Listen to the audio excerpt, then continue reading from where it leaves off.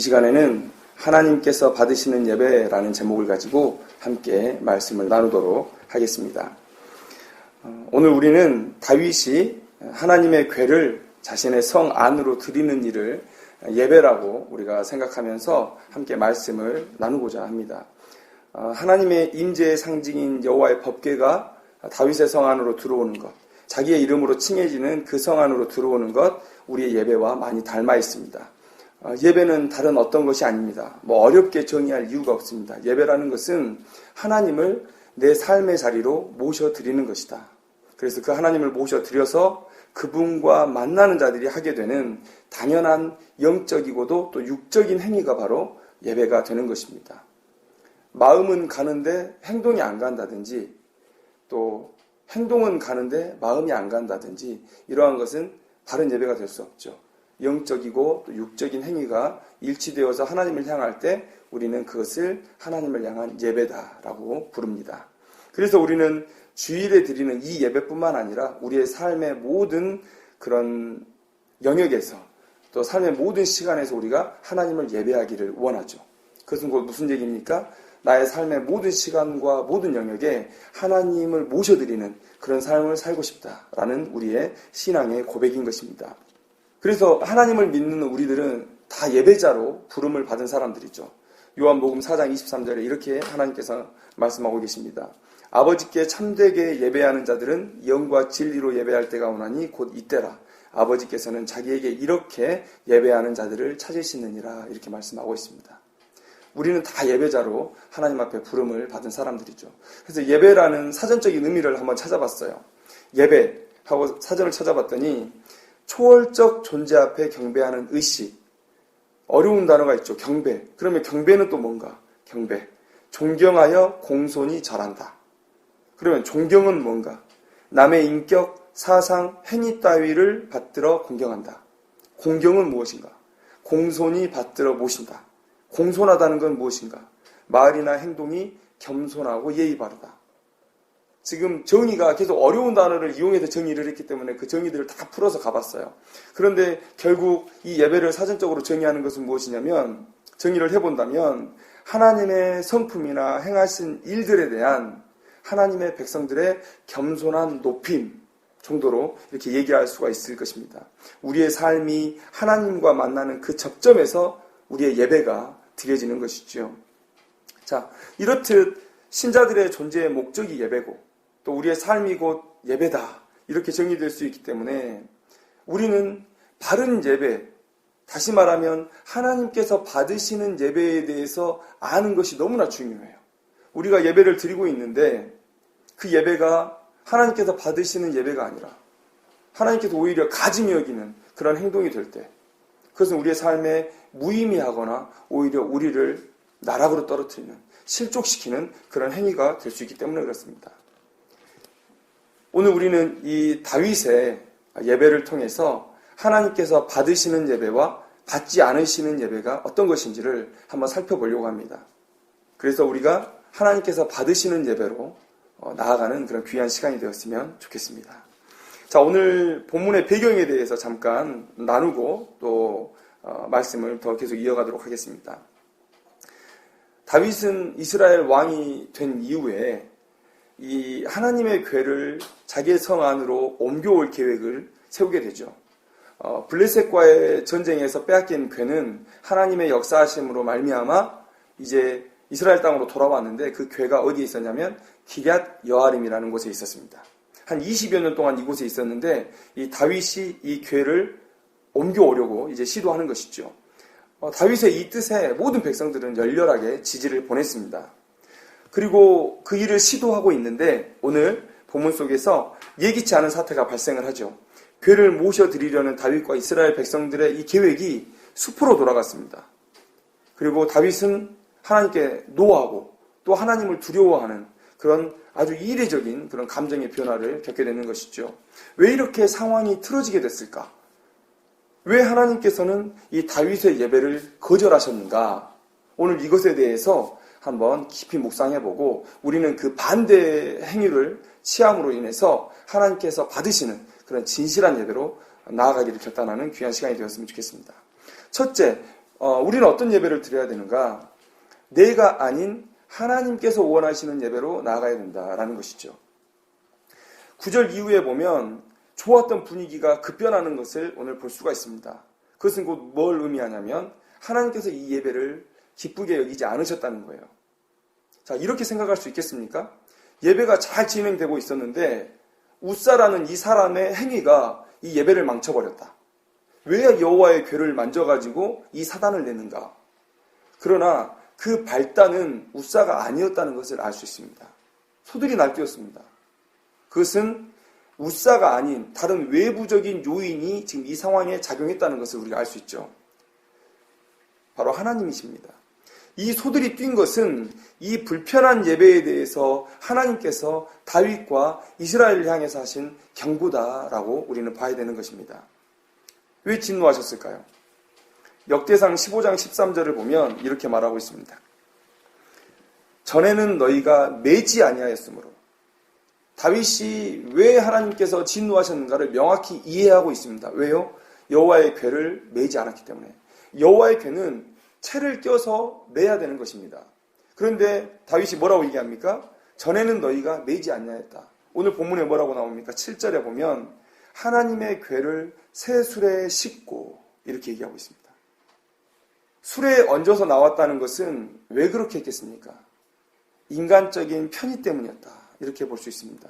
더 빠르고 또 더 편리하고 또 더 안전하다고 생각했을 것입니다. 그래서 그들은 하나님의 궤를 새 수레에 싣고 나오게 된 것이죠. 그런데 우리가 예배에 대해서 생각해 봐야 될 것이 있습니다. 예배는요, 우리가 정의해서 드려지는 게 아닙니다. 예배는 지극히 높으신 하나님께서 정의하시고 하나님께서 요구하시는 행위입니다. 하나님께서 예배가 이런 것이다 라고 하면 그런 것입니다. 하나님께서 예배를 이렇게 드려야 된다 라고 하나님께서 정하시면 그렇게 드려져야 되는 것이죠. 낮고 낮은 인간이 생각하고 판단하고 수정할 수 있는 종류의 것이 아니라는 것입니다.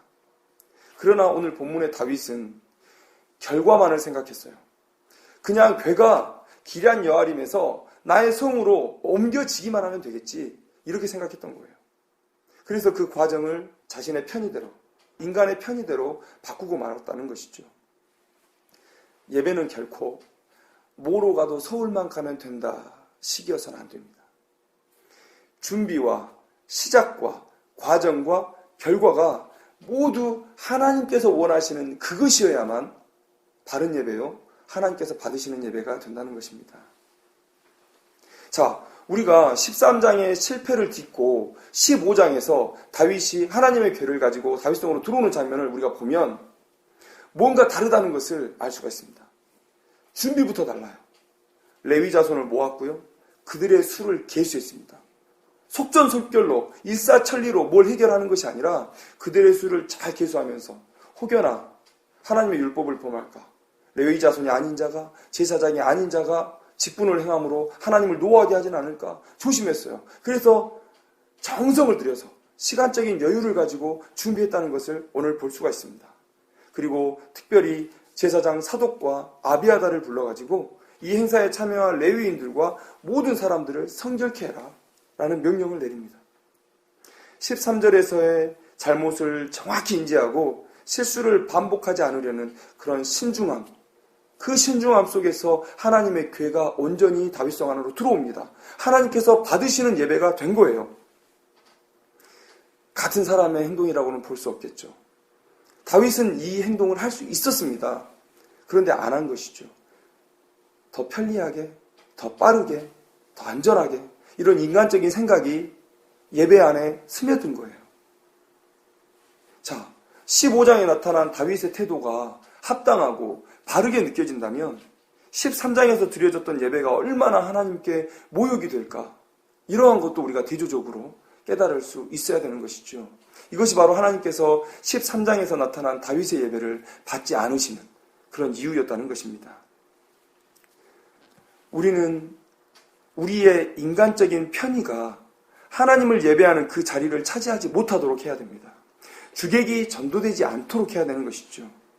다양한 상황을 이유로 또 다양한 목적을 가지고 과거의 예배의 전통이 지금 이 시대에 많이 사라지고 있습니다. 많이 바뀌고 있습니다. 저는 여기서 과거의 예배가 좋았다, 지금의 예배가 변질되어져서 나빠졌다, 이 얘기를 드리는 것이 아닙니다. 더 드린다, 덜 드린다가 중요한 것이 아니에요. 우리가 더 힘들게 드린다, 더 편하게 드린다, 이게 중요한 게 아닙니다. 새신자가 있다면 그들을 위해서 조금 더 배려할 수 있는 예배의 변화는 필요하겠죠. 그런데 저는 한번 우리가 생각해 볼 필요는 있다고 생각합니다. 그런 예배의 변화 속에 하나님을 더 예배하고자 하는, 하나님이 명하신 그 명령대로 하나님을 예배하고자 하는 우리의 열망이 담겨 있는가? 많은 변화가 하나님을 위한다고 하면서 오히려 인간에게 더 편리한 쪽으로 변한다는 것은 부인할 수 없을 것입니다.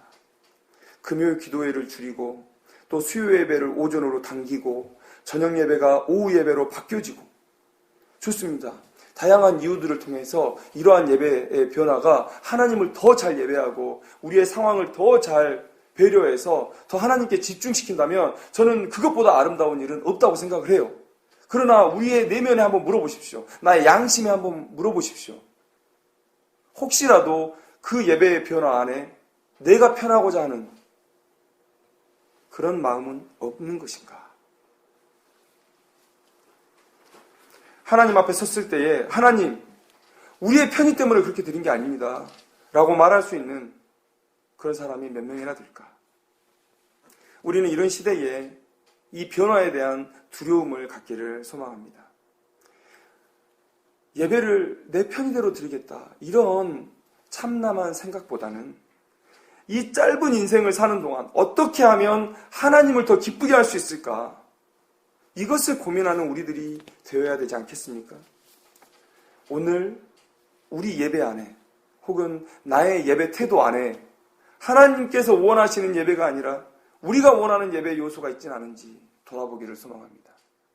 철저히 하나님께서 원하시는 예배의 모습으로 나아가서 오늘 다윗처럼 거절당한 예배가 아니라 하나님께서 기쁘게 받으시고 우리에게 넘치는 은혜를 부어주시는 그런 예배로 나아가기를 소망합니다.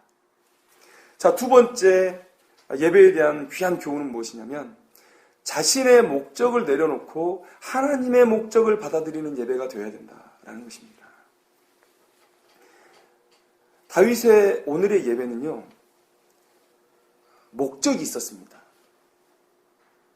저는 이 예배를 일부분 정치적인 목적이 개입되어 있는 예배였다라고 말씀드리고 싶어요. 사실 교회에서 다윗을 너무 위대한 영적 영웅으로, 믿음의 영웅으로 묘사해 왔기 때문에 다윗의 흠을 잡기가 사실 쉽지 않습니다. 그런데 저는 오늘 본문 속에서 감히 다윗의 흠을 좀 잡아보려고 해요. 제가 감히 쫓아갈 수 없는 다윗의 믿음의 분량이지만 그러나 믿음의 교훈, 하나님께서 주시는 그 말씀 따라 다윗의 흠을 한번 잡아보려고 합니다. 오늘 다윗은요, 어떤 목적을 가지고 있냐면 왕권을 강화해야 되겠다라는 목적을 가지고 있습니다. 다윗의 상황을 한번 볼까요? 그의 왕권은 매우 강력하게 지지되었지만 그러나 완전한 것은 아니었습니다. 오늘 역대상 12장 29절 말씀을 한번 볼까요? 그 상반절에 뭐라고 얘기하고 있냐면 베냐민 자손 곧 사울의 동족은 아직도 태반이나 사울의 집을 따른다 라고 얘기하고 있습니다. 베냐민 집뿐이었겠습니까? 많은 사람이 동시에 우리의 왕은 다윗이다 이렇게 돌아서진 않았을 것입니다. 또 바로 직전의 왕, 자신의 왕권을 가장 위협할 수 있는 바로 직전의 왕 사울의 지파는 태반이나 자기를 따르지 않고 자기를 왕으로 여기지 않고 있었다고 오늘 성경은 우리에게 증거하고 있습니다. 자, 이스라엘 백성들은 유일신 하나님을 섬기는 백성이죠. 여호와의 궤를 다윗 성전에 드리는 것만큼 왕권 강화를 위한 확실한 이벤트는 없을 것입니다. 그리고 또 우리가 앞에서 봤지만 수레를 끌었다. 여호와의 궤를 옮기기 위해서 수레에 싣고 끌었다 라고 하는 것은 곧 뭘 의미합니까? 옆에 다윗을 말리는 제사장들이 없었겠습니까? 다윗을 말리는 레위인들이 없었겠습니까?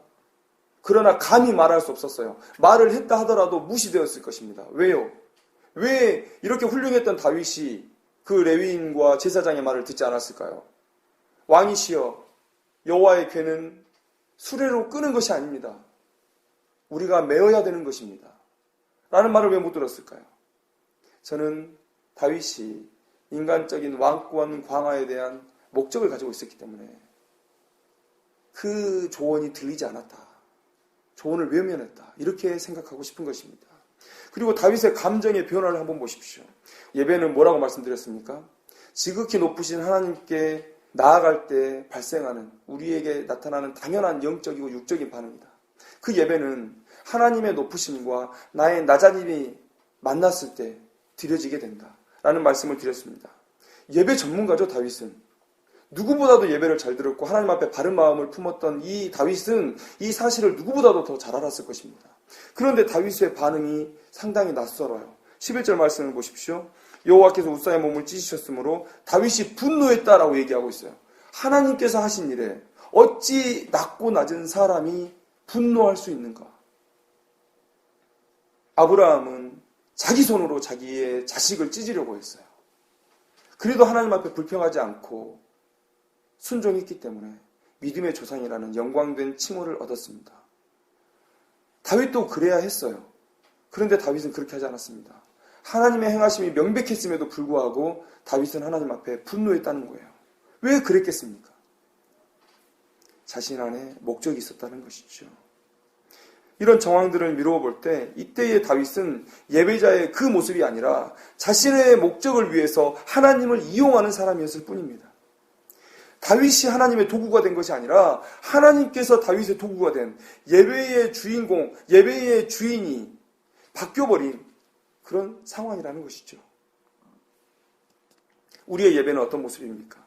하나님을 예배하는 것이 먼저입니까?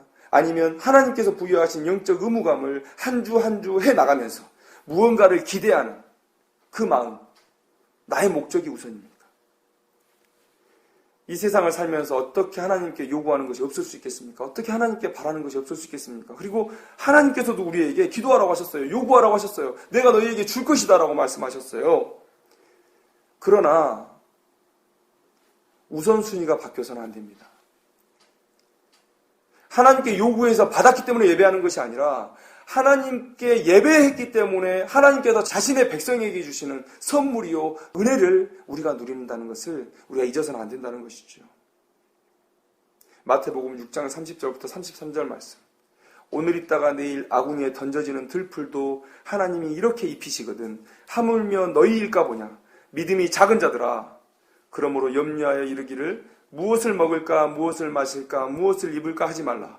이는 다 이방인들이 구하는 것이라. 너희 하늘 아버지께서 이 모든 것이 너희에게 있어야 할 줄을 아시느니라. 그런즉 너희는 먼저 그의 나라와 그의 의를 구하라. 그리하면 이 모든 것을 너희에게 더하시리라. 너희는 먼저 예배자가 되라. 너희들의 필요를 다 아시는 하나님께서 너희들의 그 마음을 받으시고 너희들에게 필요한 것들을 부어주실 것이다. 이것이 오늘 이 마태복음 6장 30절부터 33절까지의 말씀이 아니겠습니까? 우리들의 예배를 한번 돌아보십시오. 왜 하나님을 예배하는 자리에서 정치인들을 소개합니까? 왜 교회의 광고가 선포되는 그 말씀 전에 위치하는 것입니까?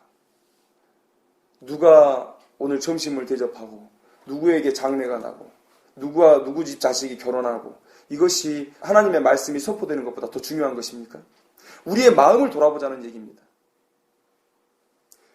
어떤 목회자는 설교 시간에 자기의 변명을 늘어나요. 내가 그렇게 한 것은 이랬기 때문입니다. 용서해 주십시오. 이해해 주십시오. 또 성도들은 자기의 사업을 목적으로 인맥을 넓히기 위해서 교회를 나온다는 것 수도 없이 많이 보지 않습니까? 우리가 예배에 참여하는 목적은 무엇입니까? 우리가 하나님께 예배를 드리는 목적은 무엇입니까? 그 목적이 나를 지향하고 있는가? 아니면 하나님을 지향하고 있는가? 우리는 우리의 예배의 태도를 또 예배의 마음 자세를 돌아봐야 된다는 것이죠. 인간적인 욕구가 우리의 예배에 끼어들게 해서는 안 됩니다. 소들이 뛰는 것과 웃사의 죽음은 다윗을 향한 하나님의 경고의 메시지였습니다. 다윗아, 너의 무엇이 잘못되었는지를 확인해봐라. 다윗의 감정의 변화를 보십시오. 처음에는 노했습니다. 그러나 곧 깨달았습니다. 그리고 두려워했습니다. 그 왕권이 강화된다는 그 인간적인 목적에 휩쓸려서 혼자 날뛰었던 그 예배. 그러나 그것이 하나님께서 받으시는 예배가 아니었구나 라는 것을 깨닫고 다시금 자신이 중심이 아닌 하나님이 중심이 된 그 예배를 드리게 되었다는 것이죠. 오늘 이 시간 다윗과 같은 예배의 획기적인 변화가 또 회개가 우리 가운데 있기를 원합니다. 나 중심의 어떤 목적이 개입된 그런 예배가 아니라 하나님 중심의 예배를 드리는 귀한 우리 성도님들이 되기를 원합니다. 자, 그리고 마지막으로 나누고 싶은 것은 감정의 흥분을 바른 예배로 오해해서는 안 된다라는 것입니다. 모든 종교가 그렇듯이 이 기독교 또한 시간이 지날수록 그 영성이 변질되어 왔습니다. 복음 전파의 사명, 제자와의 사명을 위해서 수고했던 그 처음에 그 순수했던 열정은 하나님의 축복으로 귀한 열매를 맺었습니다. 지금 우리의 이 교회를 보십시오. 이 복음에 전파된 영역을 보십시오. 그런데 그 축복을 겸손함으로 유지해 나가지는 못했습니다. 하나님의 은혜입니다. 다 하나님이 하신 것입니다. 그 마음을 유지하지 못했어요. 그래서 우리가 기득권이 되어버린 종교를 마주하게 되었고, 그리고 편안해진 우리의 이 종교 생활을 영위하는 그런 자들이 되었다는 것입니다. 그래서 초대교회의 영성이 변질되었어요. 깊은 영성이 사라진 뒤에 종교인들은 무엇으로 사람들의 마음을 잡아놓을 수 있을까요? 한번 생각해 보십시오. 누구 하나 참견하지 않아도 본인의 깊은 영성으로 인해서 고독함 속에서도 고난 속에서도 하나님을 찾을 수 있었던 그 영성이 사라진 뒤에 이제 종교인들은 무엇으로 교회의 성도들을 묶어놓을 수 있을까요? 재미난 설교, 감동적인 영상, 고음을 무한 반복하는 억지 은혜를 이끌어내는 찬양, 그리고 많아지는 교회의 특별 이벤트들. A.W. 토저가 이런 제목의 저서를 썼죠. 예배인가 쇼인가. 이 책의 제목이 이 시대의 예배의 문제점을 단적으로 보여주는 것이라고 생각이 됩니다. 이미 우리의 예배는 하나님의 영광보다는 사람의 감동에 더 목적되어져 있는지 모릅니다. 점점 목회자들은 사람의 감동의 정도를 좋은 예배의 척도로 삼기 시작했어요. 나가면서 목사님 은혜 받았습니다. 오늘 예배가 너무 좋았습니다. 이 말을 야 오늘 예배 참 잘 드렸네 이렇게 생각하는 척도로 삼는다는 것입니다. 하나님은 우리에게 감정을 주셨습니다. 그러나 이 감정은 양날의 검입니다. 약이 될 수도 있지만 독이 될 수도 있죠. 매우 중립적인 도구라는 것이죠. 어느 상황에서 어떤 모양을 취하느냐에 따라서 우리의 감정은 좋은 것, 선한 것이 될 수도 있고 나쁜 것, 악한 것이 될 수도 있다는 것이에요. 사랑 좋은 것이죠. 그러나 이 사랑이 하나님을 향한 사랑이 아니라 세상을 향한 사랑, 물질에 대한 사랑, 육체만을 추구하는 사랑 이렇게 변질되어 버리면 이 사랑은요 바뀝니다. 뭘로 바뀝니까? 집착, 탐욕, 중독이라는 이름으로 불리게 되는 것이에요. 어떤 상황, 어떤 모양을 취하느냐에 따라서 우리의 감정은 달라집니다. 그래서 우리의 이 감정은 상황에 맞는 적절한 감정으로 예배에서 사용되어져야 돼요. 그런데 그 적절한 사용은 무엇일까요? 예배에서 우리의 감정의 적절한 사용은 무엇입니까? 바로 하나님의 감정과 일치되게 사용되어질 때 그게 바로 적절하게 사용되어지는 것입니다. 오늘 다윗의 행위를 보십시오. 그의 외적인 행위는요, 우리가 정말 본받고 싶은 예배의 모습이에요. 모든 사람을 동원해서 기쁨을 함께 나누고 있습니다. 악기를 동원해서 하나님을 찬양하고 있어요. 자신은 기뻐 뛰놀고 있습니다. 우리가 예배 동안 너무 하고 싶은 거 아닙니까? 남의 눈치 안 보고 손이라도 좀 들고 찬양했으면 좋겠어요. 하나님의 사랑에 감격해서 눈물이라도 좀 흘리고 싶어요. 오늘 다윗의 이 태도 너무 부러운 태도 아닙니까? 그런데요, 하나님께서 오늘 어떤 행동을 보이셨습니까? 이 찬양의 자리가 베레스 우사가 되어버렸습니다. 우사의 몸이 찢긴 자리, 베레스 우사, 통곡의 자리가 되어버렸다는 거예요. 기쁨의 자리가 아니라 통곡의 자리가 되어버렸다. 오늘 이 본문을 보시면서도 내가 감동받았으니까 오늘 예배는 하나님께 드려진 바른 예배다. 하나님께서 받으셨다. 라고 말할 수 있을까요? 우리가 이런 착각 속에서 예배할 수 있다는 것입니다. 사람들은 내가 바른 예배를 드렸다는 증거들을 찾고 싶어 해요. 그래서 위에서 언급했듯이 영성은 바닥에 있으면서도 자꾸 그 증거들을 얻어내려고 해요. 그런데 생각해 보십시오. 평소에 한 번도 하나님에 대해서 의식하지 않고 살았던 인생이, 또 예배에 대한 어떤 내적인 외적인 준비도 하지 않았던 인생이 일주일에 한 번, 1시간, 겨우 그런 시간을 하나님께 내어드리면서 내 예배가 하나님께서 받으시는 예배였다 라고 생각하는 것, 이것 자체가 어불성설 아니겠습니까? 그런데요, 교회가 그 요구에 매우 민감하게, 매우 적극적으로 반응하고 있다는 사실이에요. 네, 그런 예배도 하나님께서 받으셨습니다 라는 그런 성도들에게 안도감을 주는 그런 방향으로 예배가 흘러가고 있다는 거예요. 계속해서 성도들의 감정을 자극해서 네, 당신이 감정적으로 그렇게 흥분되었으면 하나님께서 받으신 겁니다. 그것은 성령께서 당신의 마음속에서 역사하신 겁니다. 라고 인정을 해줘요. 하나님께서 받지 않으셨는데도 불구하고 내가 드렸다고 하면 끝나는 예배, 교회에서 드렸다고 인정해주면 끝나는 예배가 되어가고 있다는 것입니다.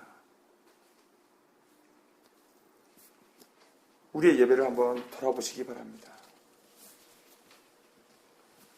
우리의 예배를 돌아보자는 거예요. 어떤 예배 형태를, 또 누구의 예배 형태를 비판하고자 이런 말씀을 드리는 것이 아닙니다. 다윗의 이 충격적인 착각을 통해서 우리의 예배를 돌아보자는 거예요.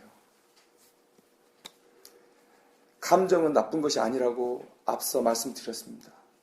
오늘 이 13장에 나와 있는 예배의 태도요, 15장에 하나님의 받으시는 예배 속에서 더 증폭되어서 나타납니다. 감정 자체가 문제가 아니었다는 거예요. 15장에서는요, 다윗이 지금보다 더 감격해서 모든 악기들을 동원하고 찬양하고 뛰놀고 모든 백성과 함께 기쁨을 누렸습니다. 그러나 왜 하나님께서 13장의 예배는 받지 않으시고 15장의 예배는 받으셨는가? 그 안에 하나님께 드리는 예배에 대한 철저한 이해와 준비와 그런 과정이 있었다는 거예요. 이런 준비와 또 예배의 과정과 그 이후의 삶이 하나가 돼서 하나님께 초점 지어질 때 비로소 우리는 바른 예배, 하나님께서 받으시는 예배를 드릴 수 있다는 것입니다. 단순한 인간의 감정적 변화가 절대로 하나님께서 받으시는 예배를 가늠하는 척도가 될 수 없습니다. 내가 아무리 은혜 받았습니다라고 말을 하고 다녀도 사람은 속일 수 있을지언정 하나님은 속일 수 없습니다. 천국에 가서 하나님께서 이렇게 말씀하실지 몰라요. 너 도대체 무슨 짓을 하고 다닌 거니? 이런 소리를 듣지 않았으면 좋겠습니다. 오늘 이 시간 내가 나의 감정에 속아서 예배하고 있지는 않은지 돌아보기를 원합니다. 감정이 나를 이끌어가는 예배가 아니라, 감정에 휘둘린 예배가 아니라 하나님을 진짜로 만나고 경배하는 그 자체의 목적을 두는 예배로, 그래서 하나님을 만난 자의 감격과 기쁨이, 그런 15장에서의 그런 기쁨이, 그런 정직하고 순수한 기쁨이 우리의 예배 가운데, 우리의 삶 가운데 넘쳐나기를 소망합니다. 말씀을 맺겠습니다. 오늘 우리는 하나님께서 받으시는 예배 3가지로 오늘 본문을 묵상해 봤습니다. 첫째는 내가 아닌 하나님이 원하시는 예배를 드려야 된다. 둘째는 자신의 목적을 내려놓고 하나님의 목적을 받아들이는 예배가 되어야 된다. 그리고 마지막으로 감정의 흥분을 바른 예배로 오해하지 말자. 이 3가지를 기억하고 바른 예배자로 매 예배의 순간마다 또 매 삶의 순간마다 하나님께 영광이 되는 그런 귀한 인생을 살아가시는 성도님들 되기를 주님의 이름으로 축원합니다. 기도하겠습니다.